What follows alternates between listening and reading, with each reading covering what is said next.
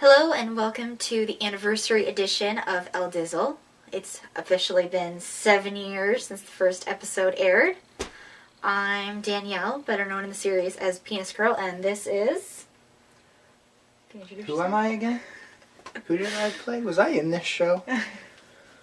Do you know your actual name? No. Have you forgotten that too? This is Joshua, and he played the emo kid. I'm sure we all remember that with his awesome poetry. That's dope. But yes, as I said, this is the 7-year anniversary, so in celebration of that, we are going to tell you some fun facts that you might not have known about the show. Alright, so one thing you might not know about the show is during the opening credit scene, we had L-Dizzle do a bunch, Lahiru, who played L-Dizzle, do a bunch of random stuff. He danced, he fought air. One thing he was supposed to do was a handstand. And originally, I wanted him to fall over, and the joke was going to be he does handstands, ... maybe not. Lahiru had never done a handstand before, so when we told him to do a handstand, we were all anticipating that he wouldn't be able to do it and he would just fall over. But he actually did a handstand, and in the original, we don't have the original clips anymore, but the original clip without music, you can actually hear me behind the camera going, oh shit, he actually did a handstand. I remember that. That was actually hilarious. I was so disappointed in him that he didn't fall over. But it just completely surprised us, so we left it in the show, and it worked. It worked. He did a handstand. He fucking did Who would have guessed he could actually do that? Who can actually do a handstand, honestly? It was pretty crazy. We were all pretty shocked. But yeah, that's something you don't know. This is kind of a two-part thing. The first thing is, I was never actually supposed to have a role in the show. Originally, I was just going to do bit parts like in episode 2. And in the Christmas special, the Jesus and Santa roles were written for me. But I was never supposed to play the emo kid. We actually had another actor that played the emo kid. We filmed all his scenes for the episode, but something happened with the audio, and we had to scrap them. So when we went to reshoot the episode, he wasn't available. That's why, that's why I ended up playing the emo kid, because we didn't have another actor. We needed someone to fill the role, and it was just me. I was the only extra person, so I became the emo kid.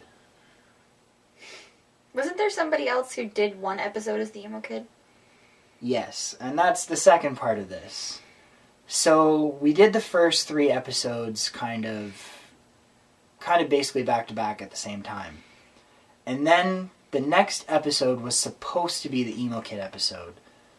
And we filmed those scenes and kept trying to get back together with the actor who was supposed to play the emo kid, but we couldn't do it. And Christmas was coming up, and we wanted a Christmas special.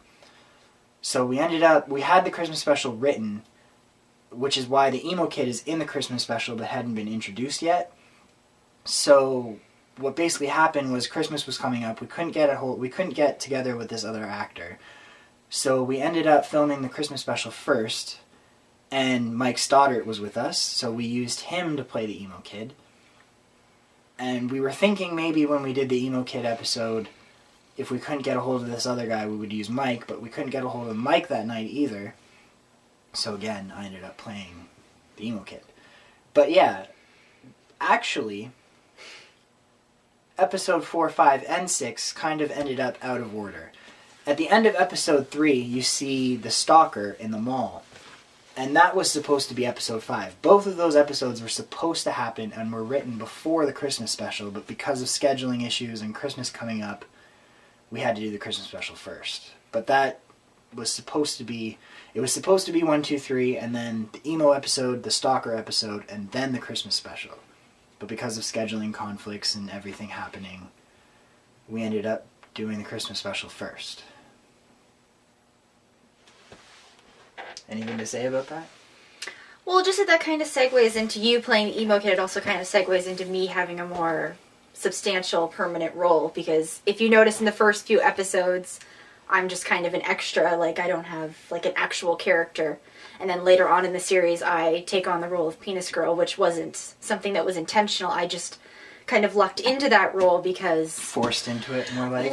Well, I was going to be nice, but okay, yes, very truthfully forced into the role. You kind of fought kicking and screaming about that. Yes, I did. You were penis girl, yeah. But yeah, just because of scheduling things and people not being available, I wound up having a more permanent role, and because of scheduling and people not being available, you wound up having like a more permanent role in front of the camera than behind. We really did try to get a bunch of different people into the show, but we never really planned shoots ahead of time. We just kind of shot, like, we had people, whenever we had people together and we're hanging out, we just shoot an episode. Like, it wasn't really, at that time, it wasn't really that well thought ahead, so we kind of, just whoever was there kind of filled whatever role. And in the beginning, I didn't have to do any acting because we had more people, but as time went on, eventually we just needed to fill roles, so I ended up... It was just more convenient for everyone if I had a regular role in the show. It made it easier for writing characters, and it's just the way it worked out. Yeah, because a lot of scripts and everything were written just when we were hanging out, having a couple beers, and we were like, hey, I got an idea, let's shoot this. Mm-hmm. It's just, we had a very, very sporadic schedule. It wasn't really planned ahead. Mm-hmm. And so that's just kind of the way it worked out. Whether that's for the better or not, I guess that's up to you guys to decide. So speaking of the emo episode, the emotions episode, you might not know this, but the poems that L-Dizzle and the emo kid say in the episode are actually completely stolen from South Park's emo kid, like goth kid episode. What happened was I kept writing different poems, but they sounded like I was just making fun of emo kids. Like, they sounded like jokes, and I didn't want it to be like that because the whole idea was that they were like supposed to be serious, right? Like, L-Dizzle wasn't sitting writing a joke poem. He was really an emo kid writing an emo kid poem. And I wrote, like, at least 10 different versions of this poem, and it just kept on coming off like I was trying to make people laugh. Like, it was just so hammed up and awful, and I was like, if it's going to be hammed up and awful, I might as well reference someone who actually knows what they're doing. So I just lifted the poems right out of South Park, and that's basically what happened. And I think it turned out pretty well. I definitely think it turned out well. The poems worked, but yeah, they're completely stolen. And hopefully you realize that, because if not, you need to seriously go watch some South Park right after this video. I hope some people not before got the end. Reference. I hope After. some people got the reference. Yeah, watch this first. Then go watch the Goth Kid episode of South Park. Something interesting you might not know, there actually exists a lost episode of L-Dizzle. What happened was, we were supposed to meet with someone, this is another time scheduling got messed up, we were supposed to meet with someone to play a certain role, and he didn't show up. And I was frustrated, so getting all the stuff together, I forgot the script for the episode, getting all the camera and the equipment. And so we went to film, and we didn't have a script, and we just filmed from memory. Like, I just literally would feed the actors their lines before as I remembered them. It was awful. It was terrible. It turned out really bad. And then something happened when we were compressing the video. It got all grainy and the audio was messed up, so it just was a complete, like, disaster. So that does exist somewhere. I don't know if I have the file still or not, but there is a lost episode of L-Dizzle. However, it basically followed the same plotline as episode 7. It was about the ladies' man and him competing with L-Dizzle, so we kind of salvaged it and made it better anyway, so don't feel too bad. But there is a lost episode of L-Dizzle that exists in the world. Did you know that? I don't think you were there that day. I don't think I was there that day.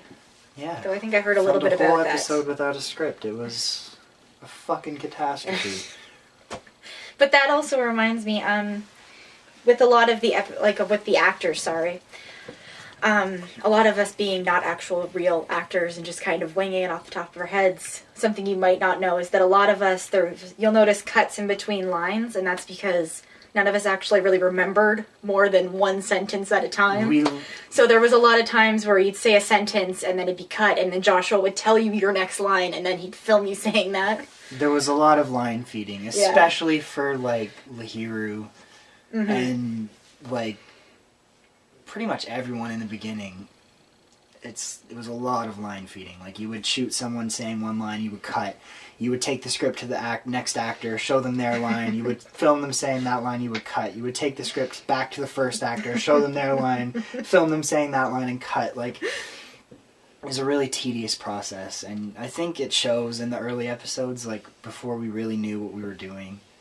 We definitely get better as the series goes on. It's definitely improved. We remember 2, maybe 3 lines near the end. We can go back and forth for like 30 seconds. That's it. After that, it's over. It's over. Then you got to go back to looking at your script and saying, okay, what are my next 3 lines? But yeah, it was a long process in the beginning, going back and forth like that. But yeah, it worked out. That's how we learned trial and error, you know? Speaking of the Ladies' Man-ish episode, which was episode 7, there's kind of an interesting story there. I wrote that episode in about 10 minutes in a laundromat parking lot because everyone that was there that day was actually there to film for a short film that I had written called The Laundromat. What happened was we got to the laundromat and realized that washing machines and dryers are really fucking loud. And so we couldn't do anything. Like, we had this script, we had all these people together, and we just couldn't film it. So I was like, what are we going to do to save the day? Like, I don't want to waste all this time having all these people together. So I literally sat down in the parking lot and wrote the script for episode 7. Which, luckily, we already had an idea for because we had, as I said before, we had already planned that episode. But I wrote a new script to use everyone that was there that day. And so, yeah, and actually, I've heard a lot of people say that that's actually their favorite episode.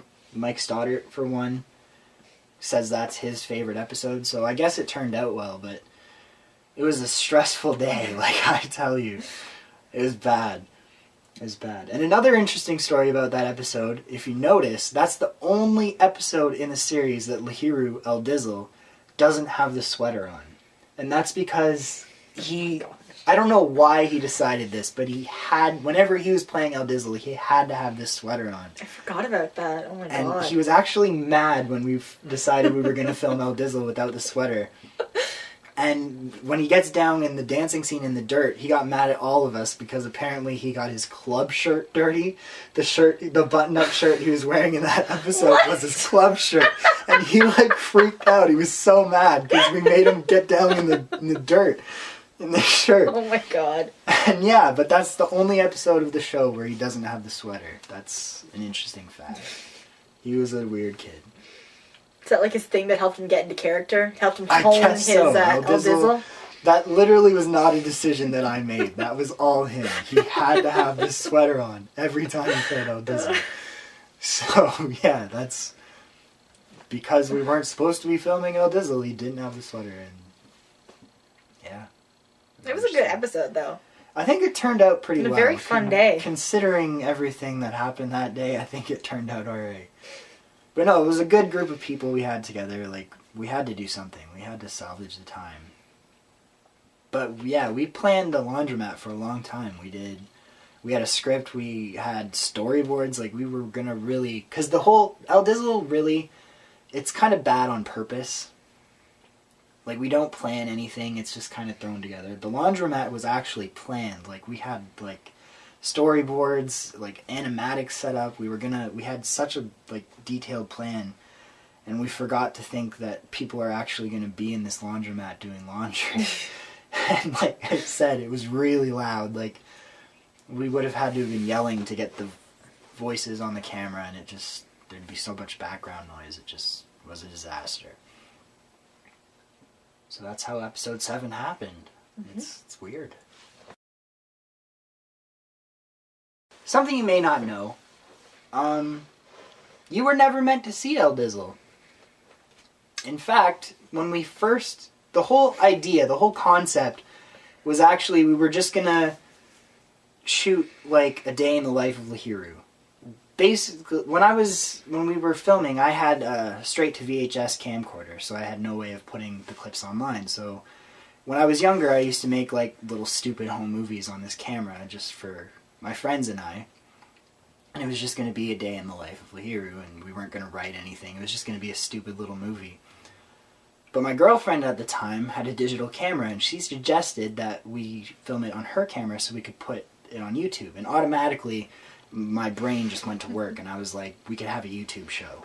Like, that was my first thought, was like, we have a digital camera, we're going to have a YouTube show. So I got some paper and a pencil, and we wrote a script. And we had the ideas for the first 3 episodes were conceived that day. Like, we wrote those 3 episodes together. And yeah, but if that camera hadn't have been there, there would have been no L-Dizzle. There would never have been any of this. So it is all her fault. If you hate L-Dizzle, if you hate everything we've done, you can thank her, because without that camera, there would have been none of it. It honestly was never meant to be shown to anyone. It's just kind of a happy coincidence. I'd say it definitely worked out for the best.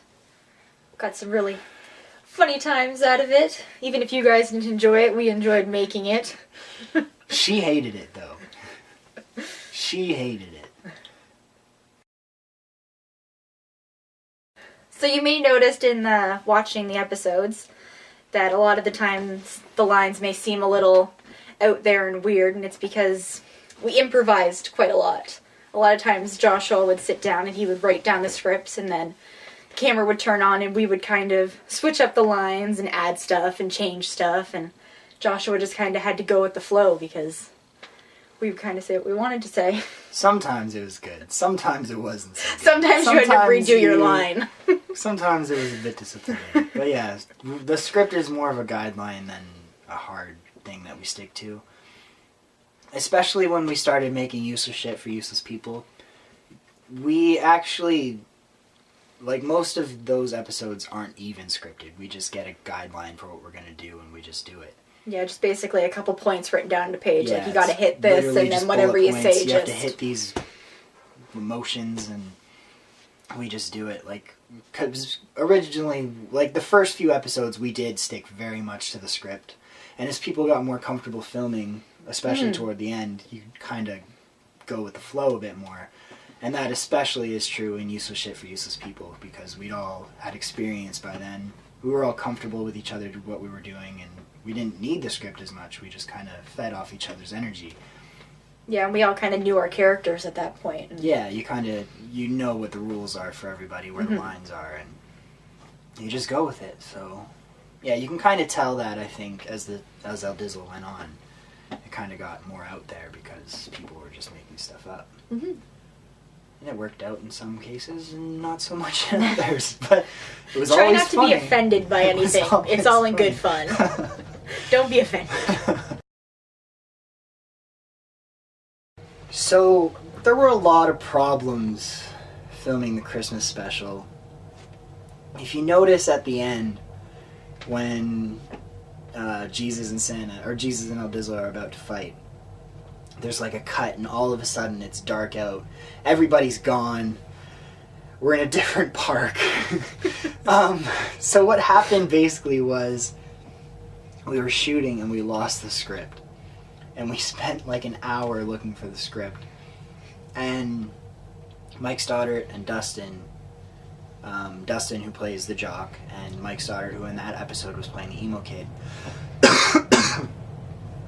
they had to be home at a certain time. So we wasted all this time looking for the script, and they had to leave. So when we finally found the script, they were gone. And we ended up having to shoot the scenes without them. Because there was actually, like, the ending was pretty much the same, but it was a little bit different because those characters had lines and we had to write them out. And we had to add the part where Jesus goes, ha ha ha, your friends left, which is totally awkward in that scene now. Like, it's ridiculous. But you can definitely notice that that ending wasn't really filmed the way it was supposed to be filmed. And we had to get it out. I don't even think we ended up getting it out for Christmas. I think it came out, like, closer to New Year's, actually.